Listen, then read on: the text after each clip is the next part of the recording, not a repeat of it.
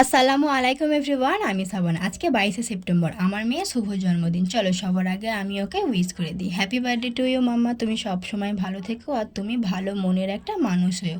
আমার মেয়ে না অনেক কষ্ট করে, অনেক যন্ত্রণা সহ্য করে এই পৃথিবীর আলো দেখেছে, আর আমি ওর জন্য অনেক কষ্ট করেছি। সব বাবা মারাই সব বাচ্চাদের জন্য অনেক কষ্ট করে, কিন্তু আমার মনে হয় যে আমি একটু বেশিই কষ্ট করেছি। আচ্ছা ছাড়ো, বাদ দাও। অন্য একটা ভিডিওতে সব কিছু তোমাদেরকে ক্লিয়ার করে শেয়ার করে দেবো।